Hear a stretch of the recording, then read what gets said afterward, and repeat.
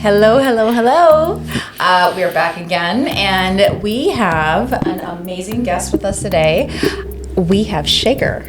Hey, how's it going? I would love for you to introduce yourself based off of all of the different expertise that you have had and the experiences within the past 5 years. Sure. I'm Shekar Jayaraman. I am an attorney here in downtown Chicago, and I do mostly estate planning, estate litigation, business planning, and business litigation. So those are like the four main areas that I do. I distill it down to the proactive law and the reactive law for two areas. Aside from that, as we've talked about, I was on a Netflix reality television show, Indian Matchmaking, 2 seasons of that. So that was an aspect of my life that turned into, it felt like at times a second career, but it was a good experience. And aside from that, I'm big into fitness and rock climbing, and those are some of my hobbies. Okay, so that's your bio data. Yeah, my bio data, pretty much. So for anyone that doesn't know, because I feel like there might be some viewers that perhaps might not understand the concept of biodata within, I would say, the South Asian community, and maybe even Middle Eastern or other parts of the planet. Sure. How would you describe biodata? I think a biodata is like your resume that you're putting out there for dating, I think, right? Dating? I mean, I don't know, or dating or marriage or whatever it is. I didn't honestly know what a biodata was until I was asked to give one for the show. So interesting. So I don't know that I'm the best person to give you a definition for a biodata, but I will say this much. When I filled mine out, it felt like I was putting a resume together. So it's your resume for life, basically. For your life. And so I guess it's, dating, marriage. I never had one. So, I mean, when they asked me to put one together for the show, I had to put one together from scratch. I didn't even know what one looked like. I asked them to send me a template. Because I'm like, I don't know what to do. And now you can chat GPT that. I guess you could, yeah. I mean, chat GPT wasn't around then. That's true. But yeah. That's true. Well, I kind of feel like, at least from my perspective, and Kritisha, I would love for you to chime in too, just based off of your kind of background in terms of, because the U.S. is the U.S., Western culture is Western culture, but I do feel like there are so many other spaces on the planet that are operating in a different format when it comes to how people meet each other, how marriages are planned. In my time, and I would say that, I don't want to date myself, but I would say that, there was a portion of my life that was available to me outside of the digital era, right? And I would think that when it comes to, as being a South Asian person, a biodata was information that was compiled for the purposes of getting married. Yeah. And who do you submit this biodata to? You submit it to aunties and uncles. And just kidding. Aunties and uncles. And aunties and uncles aren't your family. Right. Within the community, an auntie or an uncle might be an elder. I know in the Filipino community, ate is like their elder, or I'm not sure what the masculine format of that is, but but there is that, right? So I would say that that Eastern, Middle Eastern space, we recognize other individuals outside of our family to be people that are still in our lives, right? So the thing is, and so just to explain to anybody that might have some questions, a biodata is submitted, at least at that point, before the digital era, to individuals, family members, and perhaps facilitators of marriage. Right. You need to find the right person based off of your culture, based off of your geographical location, your language, your career, and the amount of education that you've had. What are other things? I mean, I'm trying to think, what are other things one might put on their biodata? The only time I've ever looked at mine is when I filled it out. So I don't and also my biodata was written for the purposes of this particular television show, right? So it wasn't as stringent in terms of like caste or, but some people, that's what they want, a preference with a caste within South Asian culture, like you said, language, dietary preferences, things like that. Interesting. Yeah, I don't honestly recall what I put on there, and I don't Smoker, non-smoker? Yeah, smoker. Smoker, non-smoker, drinker, non-drinker. I think those are things that are important to people. Yeah. I would say so. So how would you compare that to now the advent of this digital dating, where you have the Tinders and the Hinges and the Bumble or whatever? Like, there's so many, Raya, whatever. Like, what are you doing with that? Like, how do you think, like, if you're going to draw a parallel, I mean, tell us what you think about that. So I think like, so I used to be on Hinge and all that, right? I think that Hinge, Raya, all those dating apps, Bumble, they're like abbreviated biodatas, so to speak, right? Like, they're kind of like they take the biodata concept and then kind of scrunch it, shorten it, and then put it on an app where people can swipe right or left. So I don't know that it's that much different of a concept. It's more like it's just a faster experience. The express experience. The express experience, yeah. Interesting. Yeah. Though I do feel as though arranged marriage and this aspect of biodata has another dimension to it, which includes the involvement of the family. Yeah. You know, you go on Tinder, the most degenerate of all the apps, of all the dating apps. Yeah. And you have this. I was actually never on that one because that's what I heard about. Yeah. Ratchet. Ain't nothing good for your There's nothing good happening. I heard nothing good comes out of that. Nothing good is happening on Tinder. I actually avoided it, yeah. No, 100%. And that's the thing is, though, so you have so there's that aspect to it where you have, and then there's the familial aspect of being able to now vet. Because the thing is, Tinder, Hinge, whatever, is not doing a background check. Right. At least from a familial aspect, where you're submitting your biodata to somebody's family, they're going to be like, let's meet your family to see if your mother-in-law is crazy or not. Yeah, right. Potential mother-in-law is going to be. Tell us what you think about that. Well, it's interesting to me. I don't think I've ever been through the biodata process in the formal way that one would think. But all that to say, I think there's good things and there's bad things in both concepts. I think it's important to have your family involved up to a certain point. But I think maybe in some South Asian, or not maybe just South Asian, just in some experiences generally, I've heard that, there's instances where they don't give deference to the person that's actually going to get married, right? So I think that aspect, it's got to be holistic, right? I don't think the way it's done on Bumble, Hinge, Tinder, or any of that is perfect.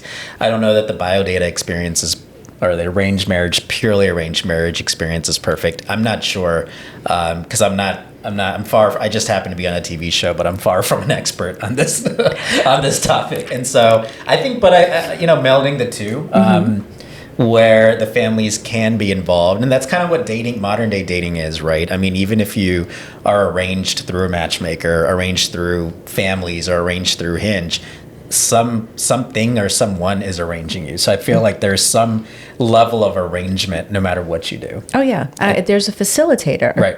I mean, even in the Jewish faith, you have the yenta, the grandma that is the matchmaker person. Right. But I do feel like at some point, how are you meeting people? You got to meet.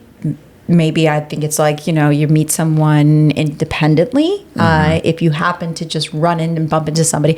But typically, there kind of is a facilitator, whether it's through friends, you meet at work. Right. What do you think of that? Yeah, I mean, and that's exactly it. I think that's how people just meet through whatever circumstance that they put themselves in front of. So whether it's an arrangement through a biodata or if it's through a dating app, people meet how they meet, right? And I think to that end, families do just get involved, through the process one way or another. So I think the traditional South Asian way of doing it was the families get involved up front and, they kind of facilitate it up front. But, take modern day dating now, eventually you do want to meet each other's families. You do want the families to meet, and you do want to make sure that there's some sort of synergy there in whatever way you define synergy.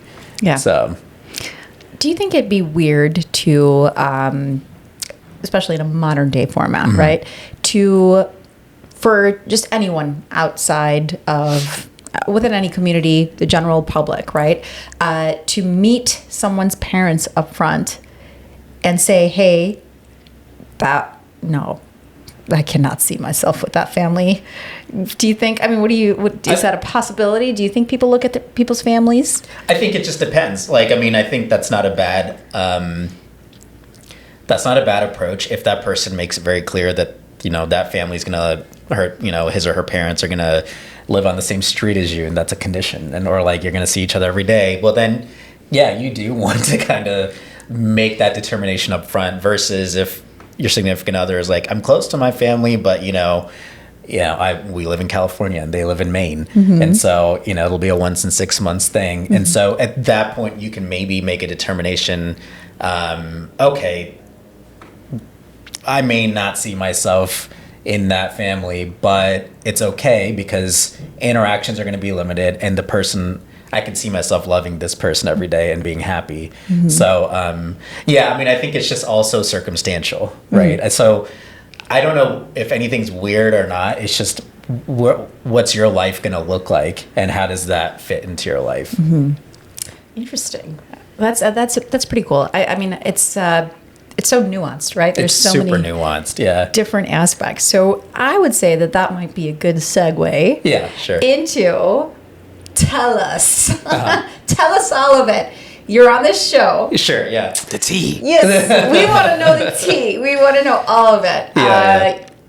First off, like, tell us how you even got on this show. What happened? You have to tell us how it derived itself into your existence. Yeah, I wasn't seeking it. Like, I mean, I just happened to be in LA, and one of my friends in LA was like, hey, I saw this flyer for this show. It's like a dating show.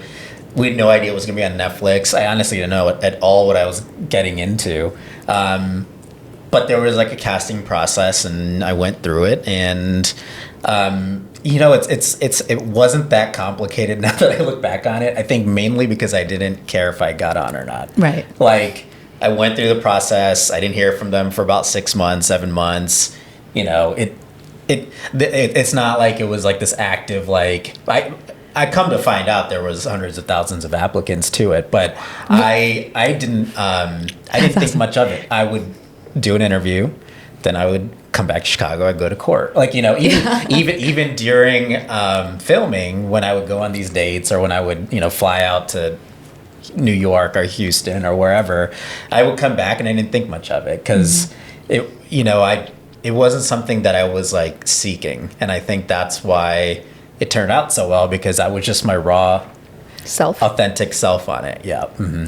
So, yeah, I mean, I didn't know if this was going to be a YouTube show or it could have been right. like an Instagram series. Yeah. Or they didn't have TikTok back then, but I mean. And it's gone next week. TikTok, I heard, is gone next week. I heard that. Yeah. From reputable sources, I have heard. Interesting. Before I was just like non-reputable sources. I was like, are they really going to pull the trigger on that? So I don't know. Interesting. It's kind of funny. I don't know. Yeah. I don't know. But so that casting process, it seemed like that, 6 months.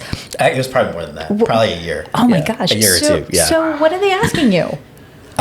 So nothing crazy. I mean, they did the craziest thing I probably did was like psych eval, and it was like, it was, but still, even that, like, I just took like this like psych exam that I think they give every reality television show person. Because I feel like the more extreme you are as an outlier on that psych eval, the better prospect you might be on a reality show. So maybe they give it to you to determine whether or not you're going to be, someone that's going to say outlandish stuff. I don't know what the purpose is of it, but for whatever, I either passed or failed. No. and whatever it is got me on the show.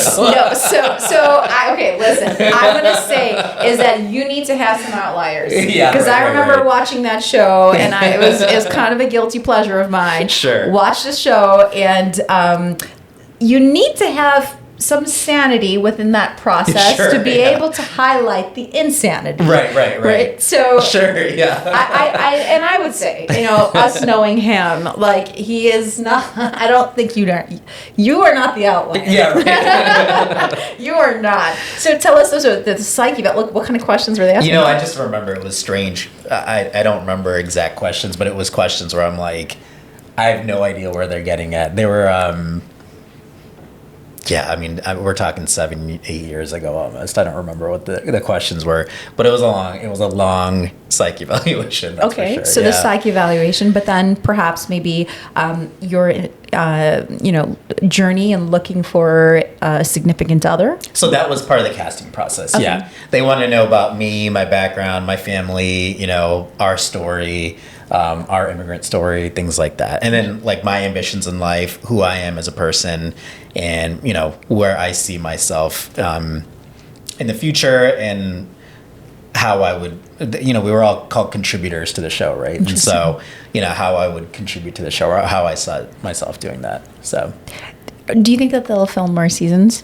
I've heard talk about it. I don't know. I mean, I think it'd be cool if they did a 4th season. Yeah. I think people, like you were saying, they either loved it, or they loved to hate it, or they hated to love it. This is true. So there's 3 categories of people that watched that show. There's some avid fans that just loved it, and then there was the other 2 camps that were icked out by it, but still watched the whole thing.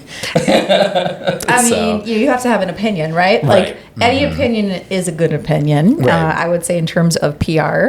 But that's kind of interesting because I think it's like, having an opinion within the South Asian community, because it's a predominantly South Asian show. Actually, It's only South Asian. a South Asian show. Yes, correct. But what would be interesting is that actually, there's so many friends of mine that were not South Asian that watched the show. Oh yeah. And I think it's kind of relatable in the aspect of you're looking for somebody. Mm-hmm.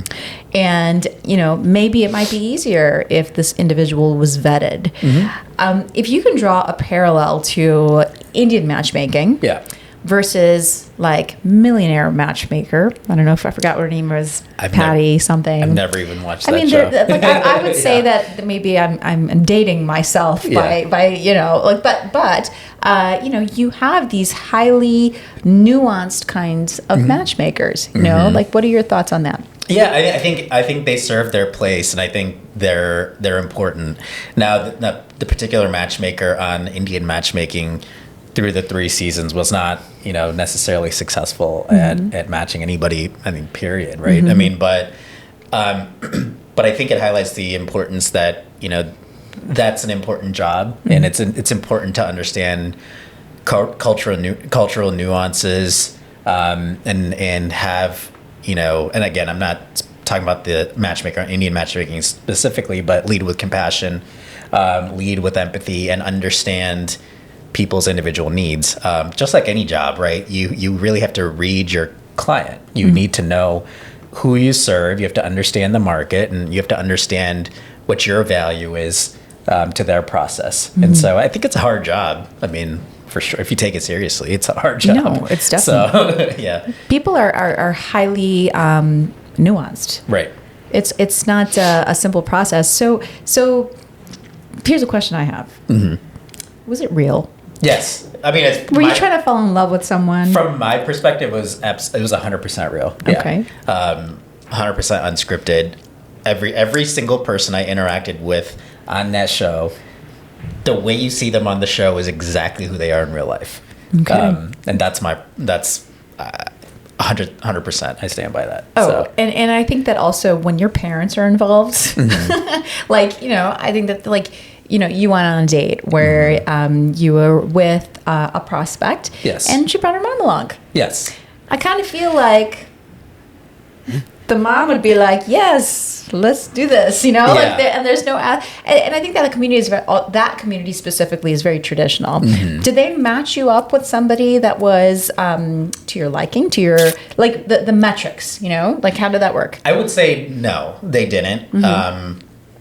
So that aspect of the show was we didn't have any choice. I didn't, at least. I didn't get to have have options. Like I was told who I was going to go on a date with. I was given their bio data, and of course, everyone's bio. No one's gonna say I'm a weirdo on their bio data. This is true. Like everybody's bio data is gonna have their Or you best. could if you're into that. Yeah, right. Perhaps everybody's bio data has their best picture, has all their accomplishments, has all their achievements, and they look like $1 million, right? That's what I have come to learn that a bio data is. Then comes the dating process of that person, first or second or third date, or you get to know them, and then you really kind of ascertain, okay, is this person for me or are they not? Some dates within like 5 minutes, right? Other people, it takes a couple dates to realize, okay, this isn't the right person for me. So That's Yeah. Have you seen the parallel between how people's bio data is picture perfect on the series versus like in reality? Did you find parallels to that phenomenon? yeah, probably. I mean, I'll say this much: I'm 38. I'll be 39. In the last 7 or so years, I didn't like date. Like I wasn't like, even if I was on the dating apps, I wasn't like, it wasn't like a super active part of my last 7 to 10 years. So, yeah, I mean, I guess I would say that when I was like on Hinge and like all that stuff, the people that I met were normal. I mean, they were cool people. So that was really my only exposure aside from Indian matchmaking. So. and I think that they're pretty similar to some degree, in some ways, because it's kind of like that, the blindness of it. Right. Going into a situation where, okay, you might have kind of an just like a high level approach of what this individual wants to identify as. Right. And I would say that within the Indian matchmaking scene, you have some more metrics that are involved, right? Like, Right. When it comes to the nuances in religion, but then also kind of addressing that cultural aspect to it too. It's kind of interesting because then, like you said, with the pictures, right? Yeah. Everyone's coming at with their best. Yeah, right. When you're looking at that kind of a scenario, and then you're actually meeting someone, whether it be through the matchmaking service or on a dating site, when you actually meet that individual from a male perspective, as I'm very curious, do you already prep yourself to kind of be not getting your hopes up where it's like this person is XYZ, whatnot, but I should have the expectation that maybe they're going to be a fako. Yeah. Like, is that something you walk in with? No, I didn't. Like, I didn't. To me, dating wasn't that deep. It was like, I'm going to meet this person. They're either going to be great and we're going to have a couple drinks, hang out, have great conversation, or they're going to be a complete weirdo and it's going to be a 20-minute endeavor. And I'm going to go back home or go back to the office and carry on with my day. Like, I mean, that's honestly how I've been approached, how I approached it, for the last however many years. I never really like set myself up for excitement or failure. I just was like, it's just like grabbing, it's like, honestly, it's not much different than networking, right? Yeah. So, but do you think that the first time perhaps you might have been on an app like that, you might have had an expectation? I mean, I went on apps like that starting like 2012. Interesting. So it's hard for me to like Yeah. go back. I mean, I pinpoint that exact moment. Yeah, you're like, you know what? I used Don't to have be any on like expectations. OkCupid and Match, and like back in the day, right? Hot or not.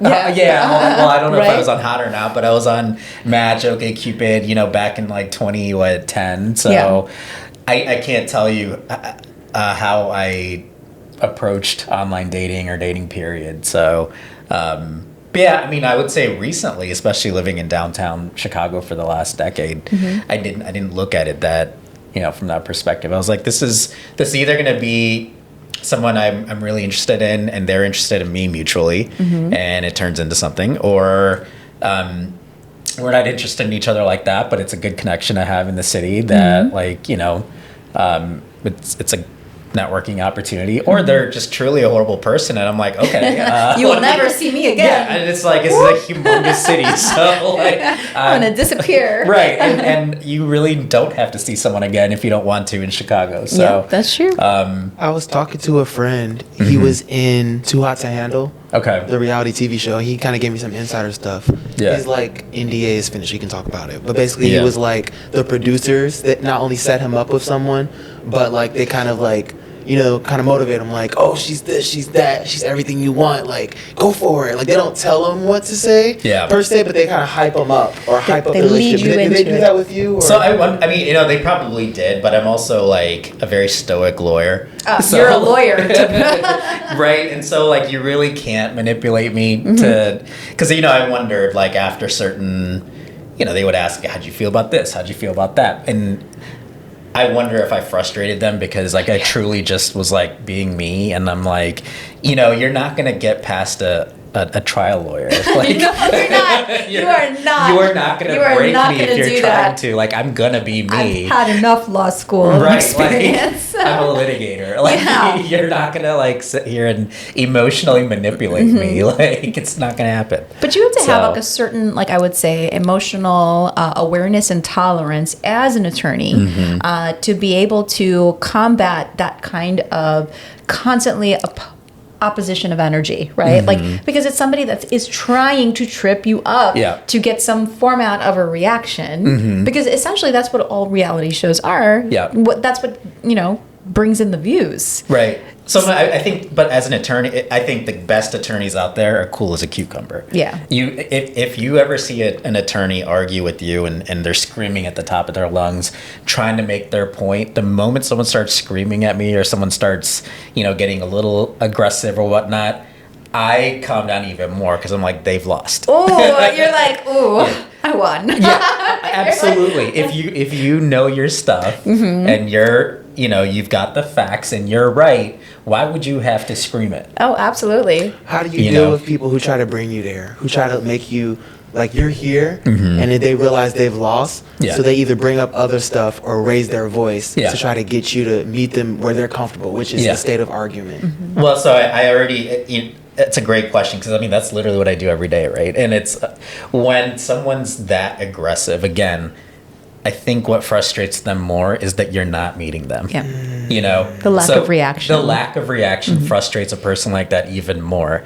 So as much as you can keep your cool, as much as you can keep your calm, the more it'll take a little bit of time, but they will back down because at the end of the day, you know, facts are facts, reality is reality, and no amount of screaming is going to all of a sudden bring new facts into the case or new realities into the situation. And so there's only so much screaming they can do until they literally have run out of words, at which point I'm just like, are you finished? Yeah. And then I'm like, okay, now that you're finished, can we chat? You know, do you think that has an aspect of being able to weigh in on somebody's level of emotional intelligence? Absolutely. And that's where I think even like, you know, as an attorney or in interpersonal relationships and romantic relationships, problem solving is so key. And being able to come at situations with a sense of emotional intelligence, and not that I've perfected, I'm just saying that this is what I perceive to be best practice, is that you really need to come at it with calmness and kindness and understand that the person on the other side is also a human, and that, you know, nobody likes to be yelled at, and quite frankly, no one likes yelling. Like, it's none of it is good. And so I think in any type of situation, that emotional intelligence of knowing, okay, the best way to solve this is actually communicate and not raise each other's voices.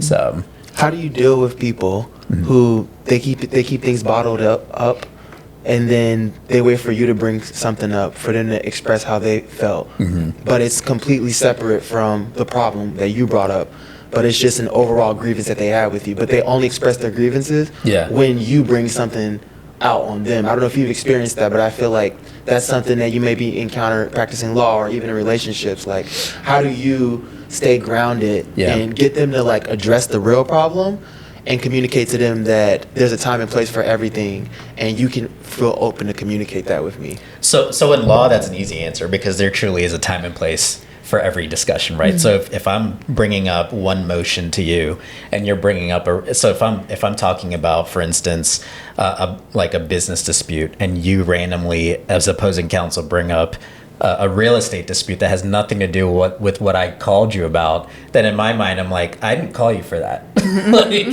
Well, I'm not here to discuss that problem. Our clients asked us to focus on this particular problem. So in law, it's less of an issue because when you're coming to the table to talk to another attorney, you're coming there with a set purpose. You're coming there saying, hey, you've emailed each other, you've called each other, and you've said, hey, let's meet and confer. Let's talk about this set of issue, because no lawyer wants their time to be wasted, and they certainly don't want to waste their client's time. I would hope not. So in law, that's easy because you just come with a set agenda, right? In personal relationships, that's how I kind of approach a personal, dispute with, anybody that I've got any sort of, if I need to resolve any sort of issues, is that if I'm bringing something up and they've bottled something else up, I'm just like, okay, well, let's focus on this first and let's try to talk about that. I didn't realize that was also bothering you. And now that I know that that's bothering you, I'm sorry that you felt the need to bottle it up. I wish you would have told me about this before. Can we table that for just like 10, 15 minutes? Can we resolve this first? And then let's definitely talk about that because I want to hear you out on that too. So I think compartmentalizing issues is huge. Because then if you start mixing up or commingling, so to speak, issues, then it gets messy and then nothing gets resolved. And confusing. Yeah. I'm like, what are we, let's land the plane. Yes. Let's land the plane. Let's not talk in circles. I like that. But one person's confusion is another person's paradise. Yeah. Because some people love operating in confusion because they never want to address the real problem, which will make them uncomfortable. So yeah, that's true. So so for me, then when I approach people like that, like if it's a friend or if it's a relationship or whatnot, then I would have to evaluate, is this person supposed to be my friend? Is this person, because here's the thing, none of us have time. No. Right? And ain't nobody got time. But it's true. For that. And so are you at the end of the day adding value to my life? And if you're someone that literally enjoys bringing chaos into my life, I don't have time for you. And then I just make that clear. And I'm like, okay, cool. We're not getting along. You call it out. I call it out. Yeah. I'm like, we're not getting along. I wish you well. I think you're a good person. Nobody enters this world an evil human. People, kind of are shaped by their circumstances, are shaped by their world. But at the end of the day, I'm building a business. I'm building a relationship. I'm building so many things. So if there's a person that's purposefully bringing chaos into my life, I really don't have time for them. And I make that clear. Yeah. 100%. And that's interesting that you would bring that up because I would say from the vantage point of having participated in a show like that, do you find that since that experience or the experience when you were in it, your external relationships with people that you knew or had known, or people coming crawling out of the woodwork or whatever, is that something that happened? Oh, absolutely. So tell us about it. Absolutely. I mean, I would say in every facet, right? I mean, it's, first of all, I'm just, I don't know. I think I attribute it to my parents, my upbringing, or, a lot of forces in my life kept me really grounded throughout the process. So I never I understood that the experience was fleeting. And so I made sure that I focused on my career, which is my legal career, building my business. And I don't think let the experience of being on TV get the best of me. So I start that out because a lot of people did come from the woodwork. A lot of people that, and it got very dark at times because, there was a lot of people that you can't tell who's trying to take advantage of you, who's not, who's trying to act like they're propping you up, but actually they're just trying to get the exposure themselves. And that was a harsh reality for me. And then, it went in ups and downs. There were times where I just didn't want to talk to anybody. How do you think that you weeded that out? Because I think that intuition is a big thing. But then also having this kind of experience, do you think that it made you kind of more attuned to picking up on those kind of okay, this is someone who is here for that kind of experience. Do you find that you were able to kind of hone into that? 1,000%. Yeah. Okay. Yeah. I think that that put me on the express lane to reading people. Yeah. Absolutely. So to walk us through that, what does that look like? Say someone walks in the door. Yeah. Say I walk in the door. Sure. And I'm like, oh, he's famous? ... What happens? Like, and maybe I'm like, oh, well, maybe he can, introduce me to, or, honestly, some people don't even know why they're inclined to want to befriend somebody that has, put themselves out there. So I have no problems with like that kind of situation. So that kind of stuff doesn't bother me. It's the people that, So it's one thing, I think what I guess it's helped me do is identify that even if someone were to come in the door and be like, he's been on TV, I wonder if he could introduce me to so-and-so, blah, blah. I have no problem with that. What I do have a problem with is fakeness, right? And I wouldn't consider that situation to be fake. What do you define fakeness for you? Someone who is willing to steamroll anybody, like walk all over anybody to get where they need to get for minimal gain, right? And so that's the kind of stuff that irritates me.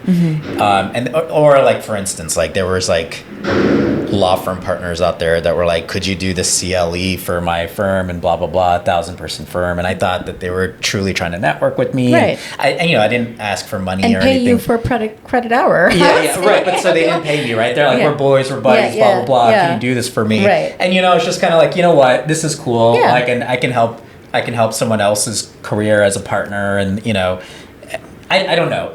You don't really try to sit there and say, what can this person do for me? What can I do for them? Blah, blah, blah. That's not how I operate. Some people do, though. Some people do. A lot of people do, actually. So that's never been like my approach. But at the end of the day, I'm like, if I can use whatever was gifted me in life to be able to help someone else advance what they want to do, yeah, why not, right? But then what I would realize is like literally I remember I did this CLE for this firm, and like literally that partner, once the CLE was done, like logged off and like never talked to me again. I know. Like literally never talked to me again. So, like but like was super aggressive with like, hey, I'll set this associate up to help you do this CLE, blah blah blah blah blah. And like, it was like, I met him through one of the, South Asian lawyer connections. And then, stuff like that irritated me, where I'm just like, this is so transactional. Oh, absolutely. This is so like, you do not care about me. No. You do not care about my experience. You used me as leverage to get where you needed to go, or meet some sort of like quota at your firm to say, hey, I brought this person in to do this CLE and you could put that in your year-end deck or whatever. That's the kind of stuff that irritates me. But like if someone's truly like genuine, like, hey, I want to get to know you and I want to collaborate with you, however that looks, like I'm, that stuff doesn't bother me. So it's the truly transactional, like, people that want to use anyone. That's the kind of stuff that I wasn't here for. Oh yeah, and here let's take it a step further, because the South Asian community in general, right? You have certain stereotypes. Yeah. I would argue that why would a stereotype exist if perhaps maybe there were just like a certain volume of individuals that might be behaving that way. Right. Not everybody behaves that way, but there's the volume, right? And so when, like, say, for example, in business, I hear a lot of South Asian business owners that sell within their own community. Because I would say that your own community, and if you're going to start a business, you start with the people that you know. Absolutely. There's some solace in that. You know how they operate. But what do you think about brown people being cheap? So, yeah, I don't know. So this is where my nuanced life experience comes into play. I didn't grow up in Chicago. I didn't grow up, in a heavy South Asian community. So I actually really came to know about a lot of the South Asian stereotypes after moving to Chicago. A little background, I was born and raised in Southwest Ohio. Spent majority of my adulthood in South Dakota and the Rocky Mountain region. So needless to say, I didn't know too many.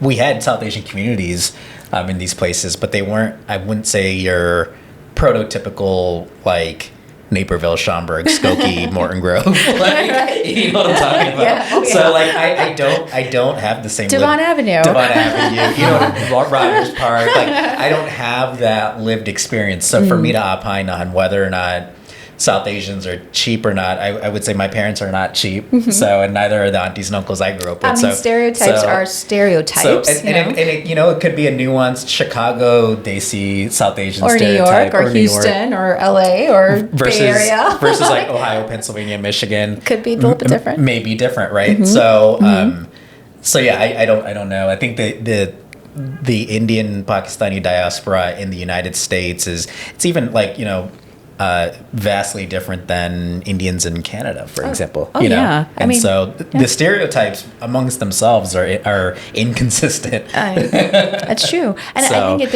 it's highly nuanced because of based off of your experience.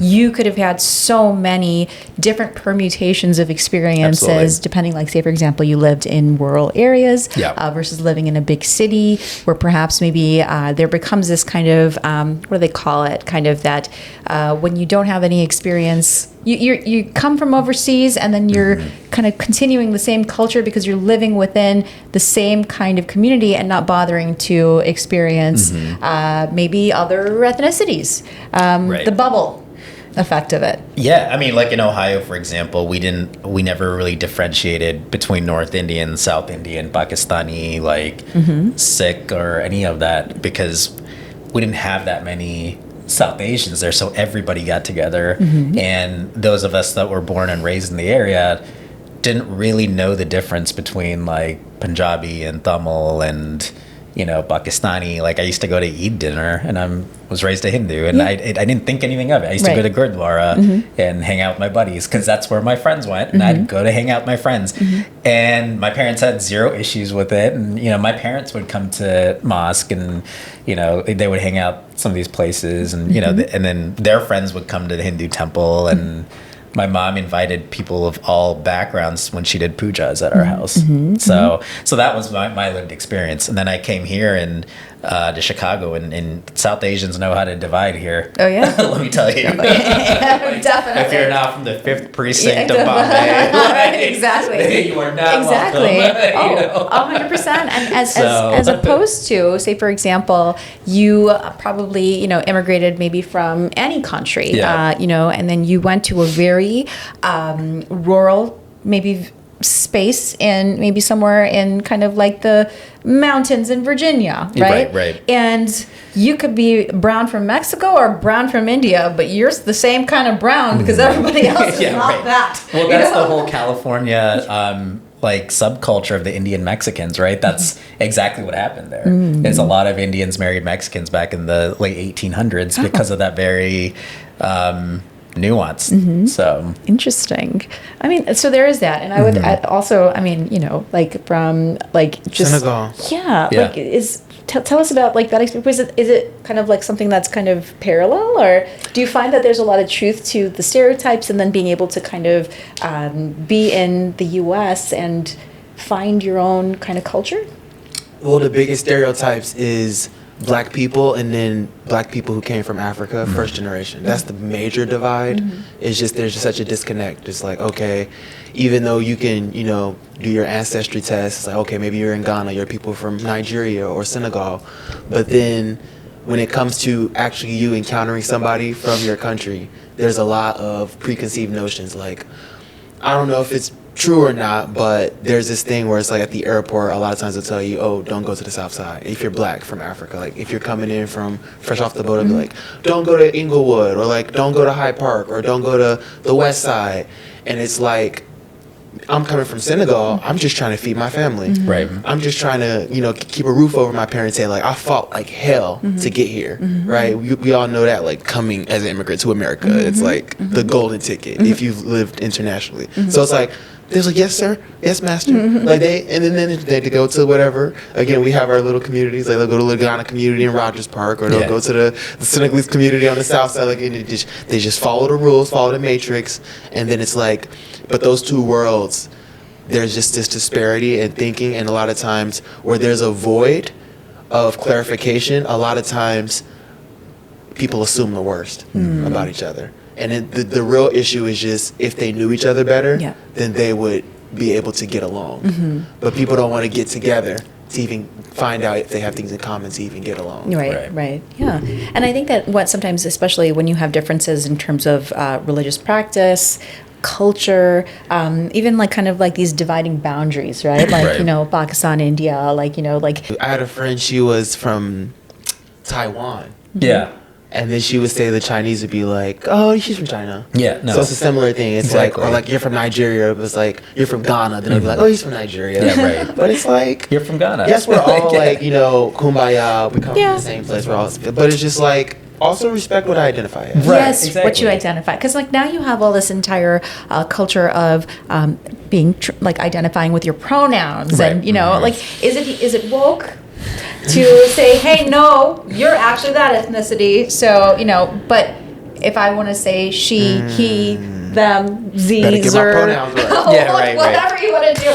So, but the thing is, though, society has this, you know, different kind of escalation. Sure. What are your thoughts? My thoughts are I stick to what my intuition tells me, right? So it's like I'm not here to opine like as to what's woke and what's not, but if someone were to tell me that they're Pakistani, I take them for their word. And I'm not going to correct. It's like, yes.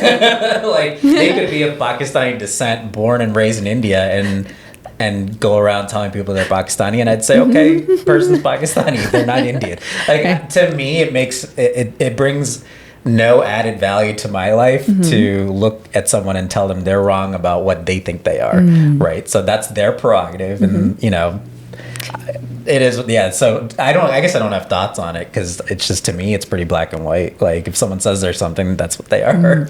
Have you ever gotten, one of my best friends, she's from Germany. They have a very rigorous everything. Yeah. It's German. Rigorous all of it. right. Everything you do. but basically she's, you know, chose to choose law. You feel me? Okay. So Yeah. basically she's still in school and she's like pulling her hair out and it's chaotic. Yeah. But she That's law says school like tends she to gets be. a double whammy of like you're German and you're studying law. You must be a hard time to deal with. Like Yeah. do you ever get that because you study law, like, oh, he likes to argue, or like do kind of people judge you based off of your vocation, or how do you maybe process the preconceived notions people might have about you based off of what you do? So I get that all the time, and I don't know that it's necessarily a wrong preconceived notion, because I mean I am a lawyer for a reason, right? So it's, and especially the more training I've had, the more I've practiced, the more my brain is just wired to think and act like a lawyer. And you know, I think like with any job, it's really hard to turn it off once you've left the office, right?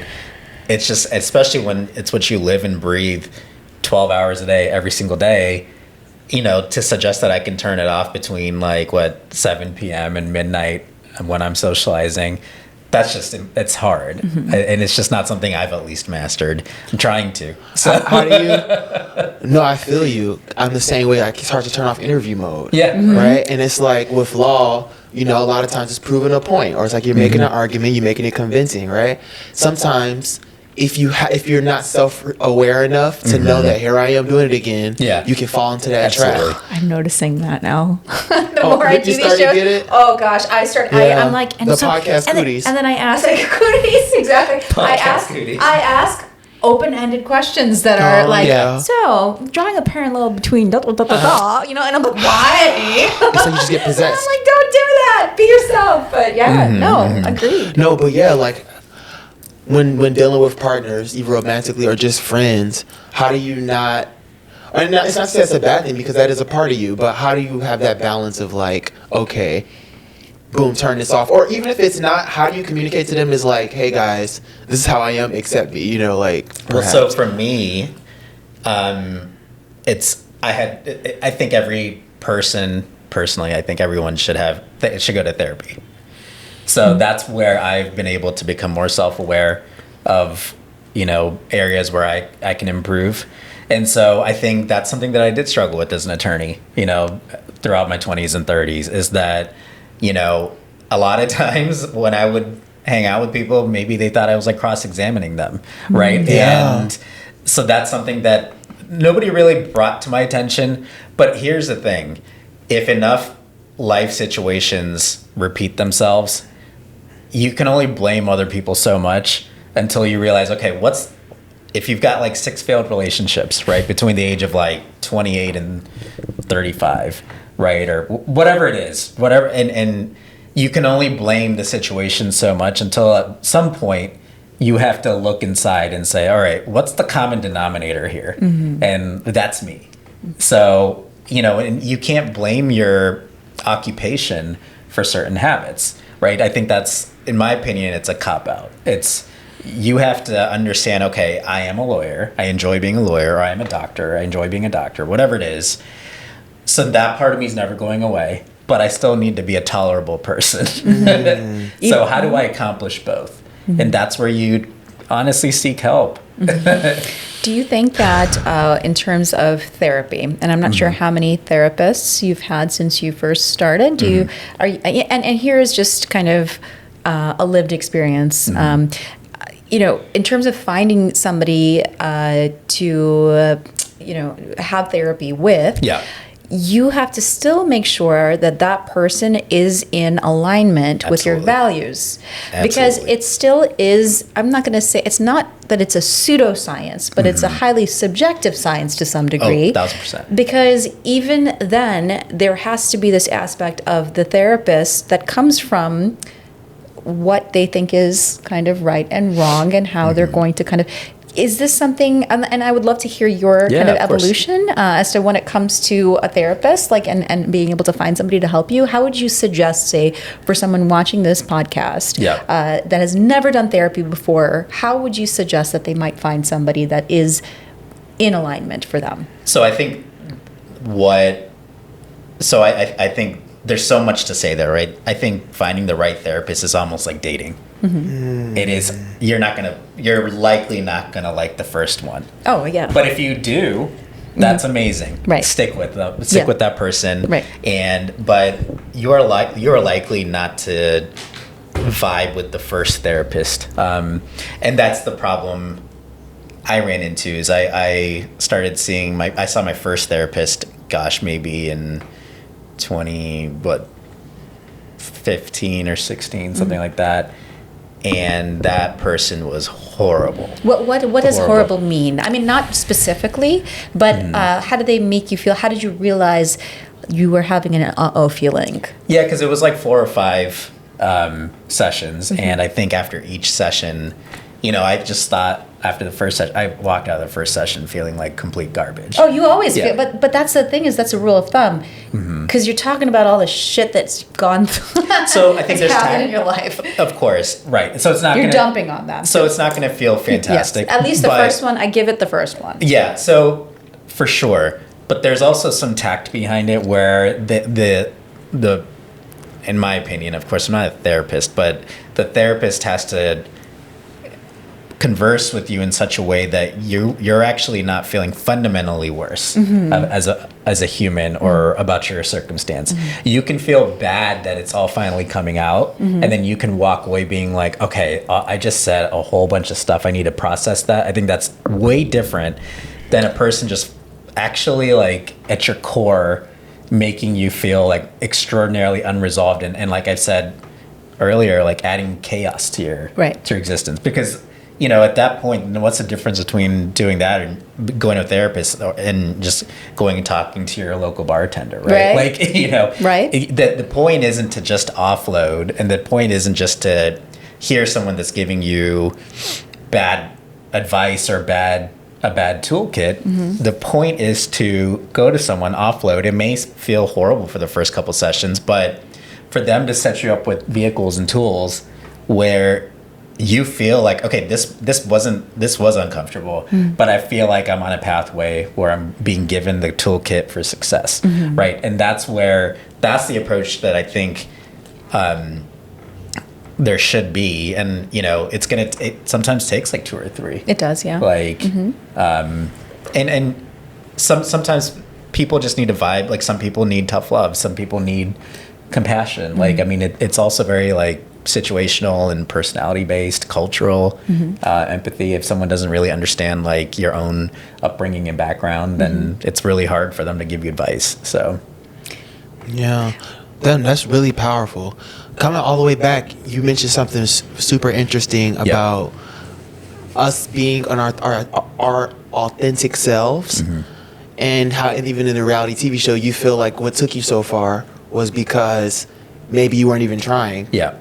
Almost this effortlessness, and the universe worked in your favor. Can you speak on how being true to yourself has maybe brought you the success that you have, or how can you speak on, because some people struggle with that. Yeah.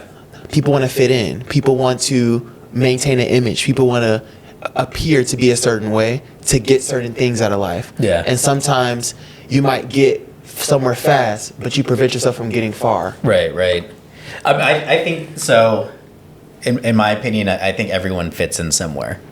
And so if you're your truest, most authentic self, you're going to fit in where you need to fit, where the world thinks you fit in, right? And so that's where I think that's kind of been my North Star, is that so long as I do exactly who I am and stick to my own convictions and where I think I want to be as a lawyer, or where I think I want to be, on reality television, it's not going to misguide me, because it's just who I am. And then the right people will just start entering my life and supporting it. So the whole fitting in concept, well, I think you just have to really introspect and think to yourself, why do I want to fit into where I think I need to fit in? Right. It's just okay, if you're if, for instance, you're just not that bro-y, go watch football on Sundays type of person, yet you're injecting yourself into that situation, wanting to fit in, but it's really inauthentic to yourself, then you're really no one's gonna like you, and you're not gonna like yourself. Yeah. and that's the problem. Versus just sitting down with yourself and be like, okay, what would I rather do on a Sunday? Right? Is it rock climbing? Because then you go to Brooklyn Boulders. Right. Or is it doing podcasts? Then you put yourself out there, you join a space like this, and you either intern at a podcast, help set a podcast up, or host one. But I think at the end of the day, if you actually just sit down and say, okay, where would I rather fit in, then it'll be pretty seamless. And that's interesting, because I know we were talking about this before, where you had the experience of being on this show. And I know we talked about you living a very different kind of life because of the expectation, the optics of what it would look like for someone, that is in the public eye, and the expectation of what they believe a person should be, you know? Yeah. So I'd what are your thoughts on that? Yeah, I mean, so I think at my very core, who I am is very direct, straightforward, but also pretty simple. What book? What's that? If you were going to compare it to a book, yeah. So I would say, what book would it be? It's what character? It's a mix of two. I guess as a kid, and this is spilled over into my life. The whole essence of me wanting to be a lawyer was to fight for the little guy, fight for the person that's disenfranchised. I was never, the reason I started my law firm right out of my federal judicial clerkship, I mean, the natural trajectory would have been to go to this high power, big downtown New York, Chicago, LA law firm. But I've always had this Atticus Finch meets Matlock. I just had this vision of myself, even as a kid, to be this that scrappy looking, shows up in a Crown Victoria or an F-150, unassuming, walks in a courtroom, everyone's that guy looks like crap, and then just knock the socks off of everybody and just kick butt, because that's what a good lawyer does. Is you win your case, you defend or prosecute, whatever side of the fence you're on, but you're fighting zealously for what you believe in, and you make things work and you make things happen. And that's the kind of vision I had even as a kid, when you saw people like Atticus Finch, and when you saw even people like Matlock. These are the people that I kind of grew up kind of watching as attorneys, and I was that's what I want to be. I just want to be the simple guy that walks into the room unassuming, everyone's kind of all right, this guy looks weird, but then I just like, I don't have to say much or do much. I just have to do what I do best. Mic drop. Mic drop, win your case, serve justice, and you walk out. And everyone's like, did he just do that? I love that. And exactly. And I think that to live your most authentic self is pretty amazing. But how would you kind of like, I'd love for you to elaborate on your experience while you were on the show. Mm-hmm. Was that in alignment with the life that you were living at that moment? In the guise of the show and, the experiences that you had and the expectations that you have from the viewers. I think I tried to keep it as in alignment as possible. I think when the difference is I was never prepped for it. That's something that, those were resources that being on this Netflix show, we were just never given. Mm-hmm. And so no one prepped us to say, hey, you're going to be on 6 continents. I mean, they may have said it, but as someone who's never been on TV, who's never really experienced that life, and quite frankly, I didn't even have Netflix until my own show came out. I had to borrow my brother-in-law's Netflix to watch it. And so, that was just how much I wasn't exposed to TV. And then that too, they called it Indian matchmaking. I'm like, who's gonna watch this? It turns out everybody. Turns out a lot. Yeah, it turns out the whole world. So I think it was just it was an experience that was just dropped on me, and I didn't know how to really acclimate. Right. Mm-hmm. So talk about fitting in. I didn't know how to fit into that environment. I knew I liked it. I knew I enjoyed what I did, and I enjoyed the experience. But that level of attention so quickly. That was hard to fit into, and that was a situation where I put myself in that I liked aspects of it. I was extraordinarily uncomfortable with other aspects of it, and I was just trying to figure out my way as to how does this look? How do I integrate this into my life where I'm comfortable with myself, comfortable with the world around me, and I'm able to continue contributing in a meaningful way that also brings me peace and happiness. That was a lot. And it took me like 7 years to finally kind of have kind of like a fuck it mentality and be like, all right, whatever. It is what it is. I'm just going to do me. So yeah. What aspects do you think made you uncomfortable about it? Social media. Like 1,000%. Like you go from like having 500 followers to like 60,000 within like a span of 10 minutes of the show dropping. Okay. And, I was in Cook County court and my phone just like went. I scheduled court for the day of release because I didn't think anybody. I wasn't sure if anybody would watch this, and even if they watch it, I didn't think anybody would notice me. I thought I was just going to be some random extra that you saw walking down the lake. Like I didn't know. I didn't, in my mind, this isn't self-deprecating. I was like, who the hell is going to care about my dating life of all people? So apparently. Yeah. So, quite a few. So I wasn't ready for like the DMs. And then, then I was all of a sudden in this reality television world where everybody else around me is trying to be an influencer. Mm-hmm. And, something in me just was like, stick to being a lawyer. Mm-hmm. Like, the thing about the influencers out there, I think it's an interesting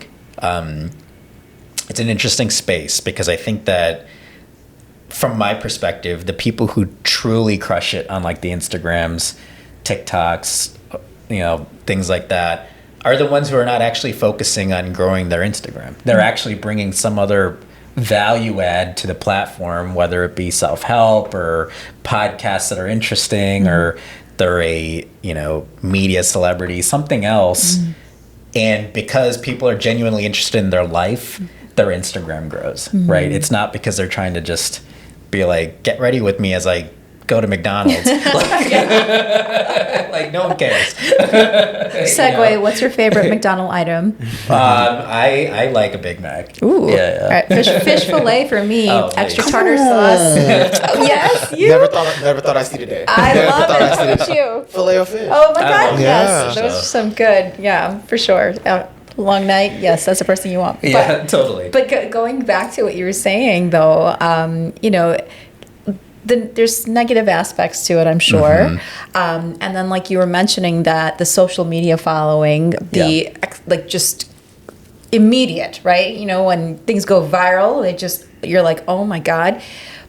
were there things that you learned from that experience of having to deal with people digitally? Well, so first of all, like people said the nicest things to me.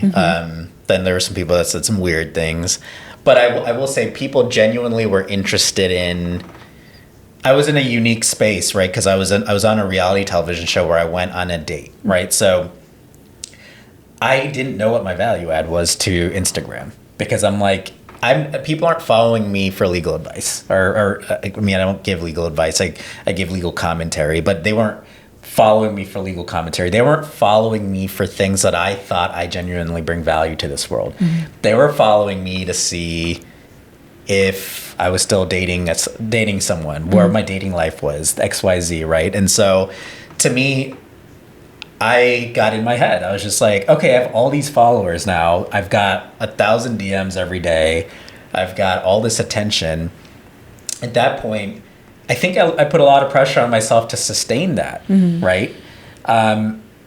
But then like you're just like, but then these people are following me because I went on dates. Yeah. And now like I'm not going on dates. So like, what's my value add to my Instagram page where I generally just post stuff about me rock climbing, and like my life is pretty boring. And I don't say that like in like my day to day is not like. You're super like exciting. fighting cases against Google. Like, Yeah, well, yes, like if that's what's boring, then I don't know the scale of. I would say the average reality television show watcher was not super interested in my law practice. There's that demographic. Yeah, There's a demographic.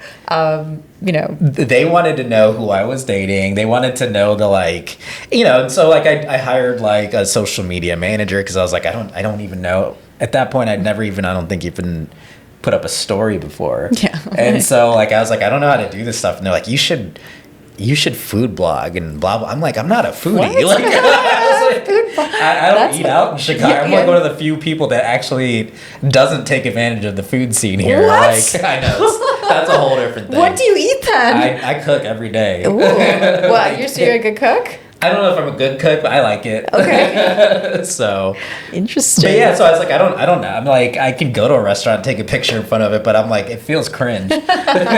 So Man, speaking of cringe, right? Yeah. Let's get there. Yeah, sure, for sure. Yeah. Speaking of cringe, right?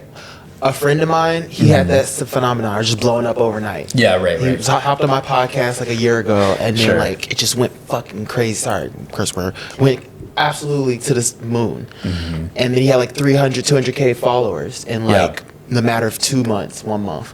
From your podcast. Yeah, he came to the podcast, Oh, wow. and then he blew up there, and then he started. Amazing. Luckily, he blew up off something that he speaks on, which is relationships. Yeah, sure, So he sure. kept the momentum going. Okay, yeah. But I say this to say, me and him were pretty close. Like we tap in on a regular basis. Yeah. You know, we talk about everything. And he told me his biggest issue, what irks him, is how there's people in his comments or in his DMs. And I think I may have told you this story, Lee, how basically they almost feel like they're closer to him than they actually are. That's such a thing. Let's And get like, into that. That's such a thing. How did you kind of deal with that? Because he said on all the stuff like the attention, Yeah. recognizing public, the Then thirst they get mad traps. at you when you don't respond. Yeah, like he said, Like, he said all that he could take it, but like the one that gets under his skin is when people like start commenting like, "Oh, you're not supposed to do that. I Yeah. thought you were better at that." Like they act like they know him more than they do. It's like you have Absolutely. no idea who I am. 1,000%. Oh my god. Oh yeah, that's like that. For the longest times that was my DMs, or like when the first season first came out. Again, this was my naivety, but I thought I needed to respond to people. Oh. Right. I wish someone told me, just it's nice that they're sending you nice messages, but don't engage, don't interact, things like that. Because the moment you engage, the moment you respond, out of the niceness of your heart. Some people are normal about it. They're like, hey, didn't think you'd respond. That's so great. Wish you a great life. Awesome. But then there's some people that like will just keep going. We'll be like, and then like you just stop because you're like, this is weird. Yeah, Like, I don't know you. Yeah. I was trying to be nice. And then they like get like agitated? Yeah, agitated. They're like, why did you respond to me if you didn't want to talk to me, if you didn't want to get to know me? And like, like person like probably lives in like Malaysia or something. You're just kind of like, why do I need to? yeah, it's just like it's like really hard to wrap your head around when you come from our from our world where we're not interacting on social media, especially someone like me who actually never did any of that. It was just so eye-opening to me, how people can be. I mean, there was one time, some girl like I've got story after story, but like one girl like screenshotted. She was like, it was like 2:00 in the morning, and was like sent a screenshot of her Google Maps or whatever from Milwaukee to my law office, and she showed up apparently at my law office From Wisconsin at 2:00 in the morning and said, "I woke up in the middle of the night and I started thinking about you, Bruh. and I just had to go and see you." So she shows up at my law office, because my law office is public, right? My address. That's creepy. That's weird. How did you know she showed up there? I don't know if she did or not, but she messaged me saying that she did. Oh my God. So She sent you like a screenshot or something? screenshot of the Google Maps. Oh yeah. my God. So there was that. There's people who like have faked emergencies and like called my office saying I really need a lawyer. Blah blah blah blah blah. Then they would get through my, my assistant would call me and say, "Hey, I know you told me you're in court, but this sounds awful. Like you may want to talk to this person. It sounds like it's a dire circumstance."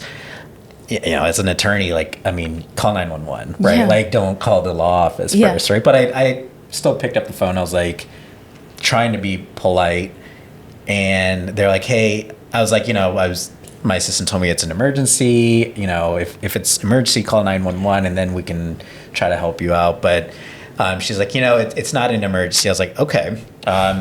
Well, now you've got me on the phone, because I asked the judge if I could be excused for a minute because it was a client that really needed me. What is it? And they're like, well, you said on the LA Times or like Hollywood Reporter, something like that you were still single. I think my sister would be perfect for you. Oh my God. In that moment, I've never felt so many emotions at once. You're like, right? But then also you got to keep it cool, right? Because like, if you overreact, then that's another media story. Interesting. Also, I'm an attorney. Like, I have to stay cool, right? And because you just never know, right, what the situation is, and you've got to my opinion is, as balanced as you can always stay, the better. Mm-hmm. And so I was like, then I was just like, I can't believe I responded to this person, but I was like, I'm not looking for anybody right now. I'm just processing what happened on the show. Thank you for calling the law office. If you ever need any legal help in the future, feel free to give us a call and we'll try to help you navigate it. Try to keep it as balanced as possible. She was like, "Did you lie to the LA Times?" And I'm my God. This is like, oh no, you did. She was like, "You told the LA Times that you were looking. So did you lie?" And I'm like, you know what? I'm in court. I've got to go. I gotta ask. Do you think that's a Daisy thing? I don't know, but the entitlement behind that, yeah, right? it's like you are accountable to me, and maybe like I also don't you even were know if saying the person too. was Daisy or not. Yeah, that's true. So that's true. But I do know that in that moment, I was like, you don't know me. Mm-hmm. You're not owed any explanation. Mm-hmm. You read something in a news article, in a periodical somewhere on the West Coast. I live in Chicago. Oh my God! And all of a sudden, you think that I have to marry into your family, and that's your entitlement. Oh my God, that's pretty insane. Yeah. My gosh. So okay, so here's the big question. Sure. Have you found love? I am currently dating someone who's wonderful. Yes. Tell us. She's great. We met on Instagram actually, but the thing is, like, she I don't even know if she watched the show. I think her cousins did, and her cousins were like, "Hey, I think they were just hanging out. They're like, that guy from the show Indian Matchmaking?" And she's like, "I think so, yeah." They're like, "You should DM him." And she's like, it's not her thing either. Like, she's not the cool She's part. Beautiful, by the way. Thank you. Beautiful. Stunning. Neither of us are like super into social media or anything, so it was definitely outside her comfort zone. She didn't DM me about Indian Matchmaking or anything. She actually went to my law firm Instagram and saw that I had prevailed in a case against Google on behalf of my client, and she's in the social impact space, and so she was really inspired by that case. So she actually DM'd me about work stuff. So I actually thought, like, we joke about this today because to this day, because her DM on Instagram might as well have been like a LinkedIn message. Like it was Yeah, like, hey, right. hey, I saw that you had this case against Google. And you can tell when it's a real person versus Totally, a bot in mail. and she was just like, hey, would love to hear more about your journey as an attorney. You know, your work is really inspiring. And I was like, oh, where do you live? She's like, I live, XYZ place. And I'm like, well, I happen to be going there this weekend for a wedding. And at the time, if you recall, I wasn't drinking at all. And I wasn't even eating out. I was on this like crazy fitness kick where I wasn't eating out. I wasn't eating added sugars. I wasn't drinking alcohol. So she was like, oh, yeah, there's a really cool drink spot. Why don't we meet there? I was like, oh, yeah, I don't really drink. And she was like, oh, okay. You want to like grab a bite? And I was like, yeah, I don't really eat out either. She was like, no. okay. Let's meet at the park. So we grabbed coffee. And because I was drinking black coffee. And, she got tea. And we literally had coffee and tea for like 4.5 hours. So, and then, yeah. That's pretty amazing. Yeah. That's pretty Take amazing. note, more than a year. ladies. Yes, ladies. And it was, again, she was being her most authentic, genuine self. None of it was like, I think both of us didn't even know if the other person was single at that coffee. I think we were just so interested in what the other person was doing, what they had to say. We were just genuinely interested in getting to know one another as humans. And after that interaction, I remember walking away. I was like, I wonder if she's single. I wonder if she's like seeing anyone. But at the end of the day, she's someone I would definitely collaborate with on a professional level, regardless of whether, there's anything there. So I love that. Yeah. You mentioned a lot. I don't know if that's just everybody has their kind of words that they use. I noticed you say value add a lot. Could you elaborate on what value add means to you and like how that's, because I resonate with that. Value add to me means, how do I feel around you and how do I make you feel? I think it's very basic. It's not like, can I give you, legal guidance, or are you going to, invite me onto your podcast or things like that. That to me isn't value add. It's value add to me is, if I spend 2 hours with you, do I feel inspired after I leave that hangout, that situation? Do I go back to my apartment wanting to save the world? Or do I, just crush it and grow my business exponentially? Do you inspire me to be someone better, right? Do I inspire you to be someone better? I think there's got to be mutual value add too. So that's I think it is very basic. That's what value add means to me, is what can we create together? I think that also a lot of people, and perhaps maybe I'm just talking about myself, but you have an evolution in terms of life. There's obviously, hopefully you'll continue to gain knowledge and be able to kind of grow as that kind of human being. Do you feel like going through this experience now? How much, do you think you've learned quite a bit from that reality show experience? Oh, absolutely. I think I've learned so much. And of course, the show was on 6 continents. And so there was a time, I couldn't even, whether I was in Delhi, India, or New York, or, San Francisco, someone recognized me somewhere, right? And so I think it's taught me so much in so many ways. It's also pulled me outside of my, as an attorney, we go to law school, you take the bar, you go practice law, you're convinced it's one of those fields that I think a lot of people think I can only be a lawyer for the rest of my life. I am not capable of doing anything else, right? And I think that was me. That still is me to a certain degree. What this experience has forced me to do is think that, okay, I can be an attorney, but I can apply that to other parts of the world. And, there's so many experiences, whether it's education or being on reality television, that kind of, you can do multiple things at the same time, and they can all kind of merge. And that's what makes you unique to the world. And be able to do something that like other people may not be able to do. And that's a great point, because I think, at least from what I'm seeing, is sometimes you get into the habit of thinking a certain way. Right. And perhaps maybe it's because of lack of experience or just being able to glean a certain amount of information through the process of your life.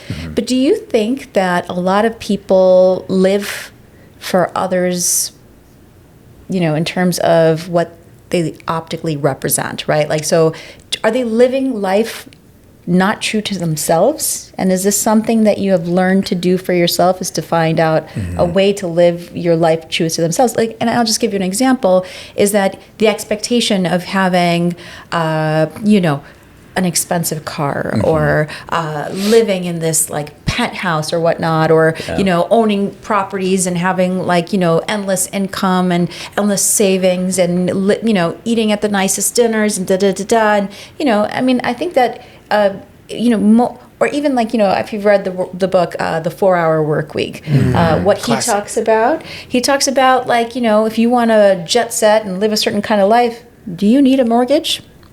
Maybe. Right. You don't need to have a house, and Right. you could be living anywhere you want, you know. And I think that like looking at life in a different sort of, having a different perception to life, like is that something that you're realizing to be true to yourself, you know? Totally. And it's like, I feel like every day I'm working on that. And I think it's the quicker you realize that you're working towards something like that, the better. I mean, a classic example in my life is 3-4 years ago, I had a crazy expensive rent in Streeterville, and I drove a red Tesla, and my life overhead, I would say, was speaking as a business person, right? My life overhead was astronomical, and now I drive like a 2010 black Impala, and I live in an extraordinarily. It was your parents. It's my parents' old Impala. You brought it in and you loved it for them. Absolutely, it's my parents' Why old waste? Impala, and you know, they weren't driving it. It was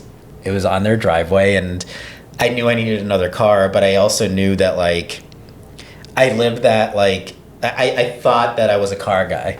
Then I got a really nice car, and I realized I'm not really a car guy. I like nice cars. I like admiring them. To own one on a day-to-day basis made me kind of uncomfortable, if I'm being honest, living in downtown Chicago, wondering if it's going to get dinged or this or that or whatnot. And then having to make those payments every month. It's not that, you know, it's whether you can make payments or not, I think is one thing. Whether you think it's a good use of your money, that's another thing, right? And so for me, having that like, you know, just wild apartment, and wild in the sense like had every, you know, gadget and you name it. It was a beautiful skyline view and everything. I just realized, I was like, yeah, that's not important to me. Like I just, you know, it's not that it was, I don't think, if that's what's important to you, I don't judge you, and I don't like think that that's a bad life choice. I just think for me, it's not what brought me happiness. And I think right now I'm still just figuring it out. Like I don't know what does, but I can say I'm much happier driving an Impala. Right. And then in terms of value, like, you know, we had a guest, it's not how much you make, it's how much you keep. Right. You know, Yeah. I think people value certain things. Sometimes we have a society where we believe that the material things that we have represent wealth or affluence, when perhaps maybe that's not even the case. It's your perception of what affluence and wealth and you know, all of that is. So, you know, just to kind of you know, we have just a few more minutes left, but I mean, I just love to hear like what are you doing next, and what's happening, and like what does Shekar want now? What's happening? I just want to keep growing my law firm, so that, you know, I want to make it multi-state. So trying to figure out how that looks. I started this commercial real estate operation in Las Vegas, and so I'm going back and forth between Chicago and Las Vegas, kind of managing that business with a partner as well. And so that's just kind of what it is. What I'm trying to do now is figure out what is most pure to me in terms of what I see in life and what I want to do in life, and just go after it. I mean, I think that's just my goal. It's so I don't know what the next steps are. I mean, I loved being on television. I loved being in media. So that's definitely an avenue, you know, I would want to explore. How that looks, I don't know, because I don't have connections. So. Oh, you have connections. You have connections. I don't know. I don't even know how to get in You're that so space. humble. That's one thing I'm going to say about you is like he is so Next humble, but he doesn't need to be. That's so no, I love it. So Appreciate now it. I know that. I mean, you have your, just we talked about the entire experience of this. Yeah. Is that just the viewership and the understanding of what the show looked like. Mm-hmm. But how can we reach you otherwise? What are things what's your socials and how can we reach you? So my social is just Shekar Jayaraman. So ShekarJayaraman. Hope you don't get carpal tunnel writing that down. And then there's underscores after that because apparently there's another Shekar Jayaraman out there. So it autocorrects actually. So they suggest it for you, Shankar. Just put the S in. No, just put the S and the J. The craziest flex on Microsoft Word is where it autocorrects my name to another Indian name. Okay, that's pretty. Isn't that strange? No, I'm like, we've really made it. We made it. Feels good. So that's my Insta handle. I'm not really. I do TikTok. It's just my name again. And then my website www.jayaramanlaw.com. So I see some amazing things from you Thank ahead. you. I and appreciate you're, it. Have a good foundation. Thank good you. foundation, Appreciate and actually that. quite a humble and very kind person. Thank so you. I feel very lucky to know you. I feel so lucky to be here and know both of you and get to know you more. All right, in the future. amazing. Absolutely. Yeah. This has been amazing. Well, thank you Thank so you. much, Shekar. It was great. Great. Thanks, All right, we're guys. good. Yay. That was